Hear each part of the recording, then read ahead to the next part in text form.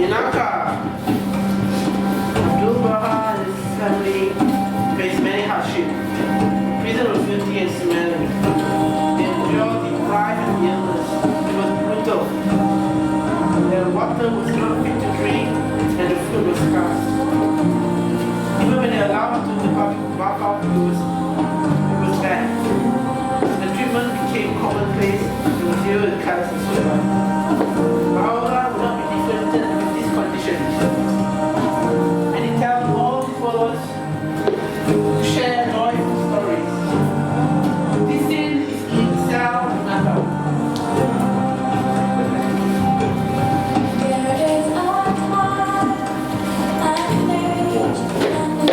Whoa! My burn! I cannot take this anymore. Today I just went to take a cup of water from the well. The cat just struck at my face and spat me again. I didn't do anything wrong. Why would anyone want to do this to me? I'm just thirsty.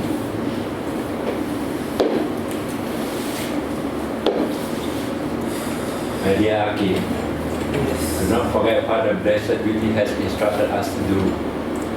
We must not dwell on the horribleness of this place.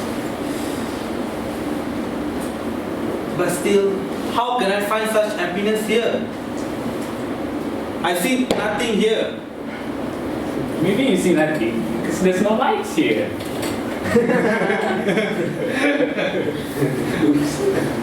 Yeah, happiness does not come from outside influence.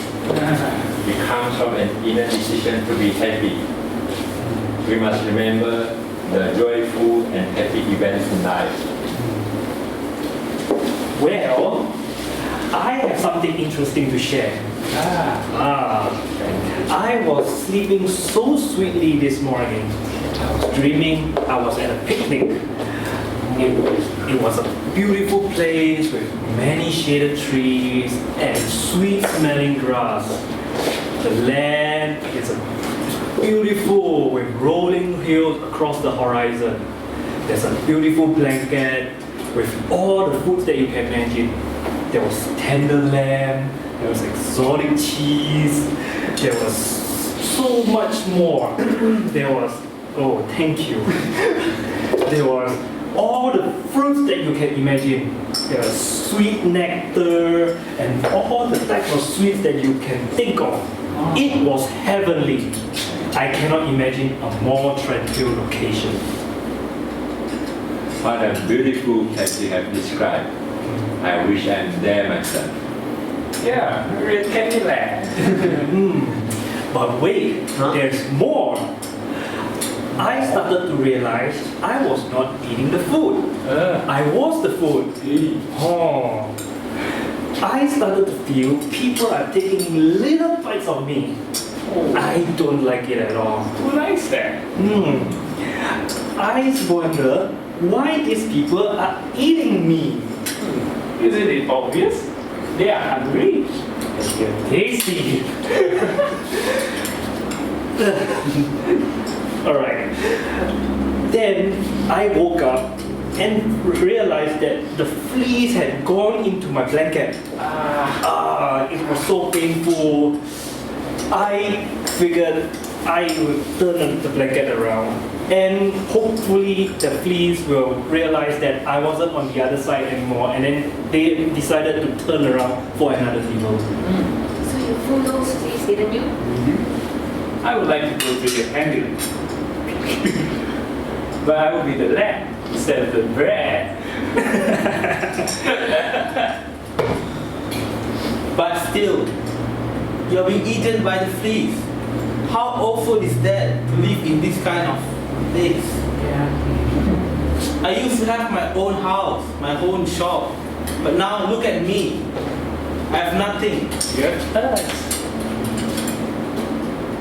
Yeah.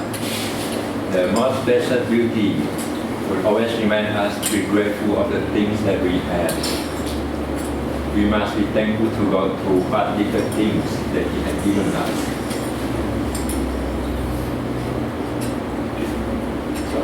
Besides, that sour face is not your best too. I have a story. When I went to Seoul to get food for dinner, I saw a young boy hitting a donkey. At first, I thought this boy shouldn't be cruel to this animal. What did you do then when you see the boy being so awful? At first, I saw a donkey which was nibbling on plants nearby. I realized the donkey was being agitated by the boy. Then I realized the boy's tree had now fallen and was now under the feet of the donkey. Whoa. So the donkey was wondering what the dog was doing to it. Yes, the donkey didn't even realize it was being hidden by the boy. Well, what did you do then? Well, I went to him and I talked to him about being kind to animals. The boy burst into tears and pointed to his tree that had fallen. Well, you must have felt very sad for the boy. Yeah, but I came up with an idea. I ran and picked a large wheat. I gave it to the boy. The boy ran to the donkey and gave it. The donkey started eating it, and now the tree had fallen, which was now uncovered. He went and picked it up, dusted it off, and popped it in his mouth with a big smile. Whoa. It was such a delight to see his smiling face. Well, it seems all well ended well, and a gentle approach is much more effective. Nice. See, I think you catch more donkeys with me than we do with France. Wait, I have to tell this. I couldn't stop laughing at his action because the donkey didn't even move when he was pushing it away. It was so funny. Yeah, acting smooth. Well, I too have a story of a howler's wife. Nava decided that she would make a cake to surprise everyone. So she got up really early and put together the salt, sugar and flour to make the cake. She measured them very carefully and put all the ingredients together. She was hoping that it would taste good. So she made the cake and it looked really great. Well, I'm thinking I'm back at the picnic. I can just taste the cake. She was hoping that everyone would enjoy this cake. So she served the cake at lunch. People were smiling but they didn't look happy. Why? They seemed to have trouble getting it down, but that was her son who was eating it heartily. I'm wondering what's going on. I know. Maybe they are on diet. So she cut herself a piece of cake.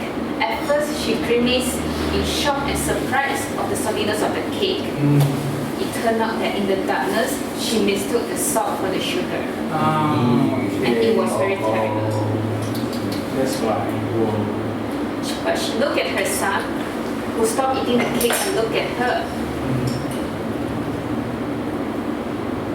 She was grateful that her son didn't say a word after eating the cake. Everyone was being so courteous to her. It was quite a sight. Yes. Yeah. That's very kind of them. She must have been very horrified, didn't she? Indeed, What yes. did she do then? She was actually a bit embarrassed. So she gathered up all the cake and took it to the cooking area. Well, everyone must have a good time. Yeah, and they all laughed so much. Yeah.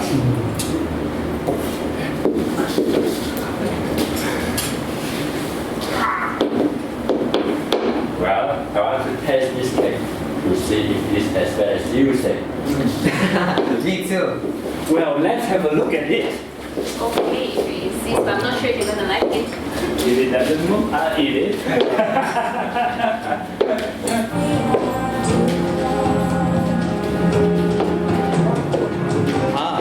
So this is what the blessed beauty meant. I see all these beautiful people and I find happiness in them. Thank you and glad tidings.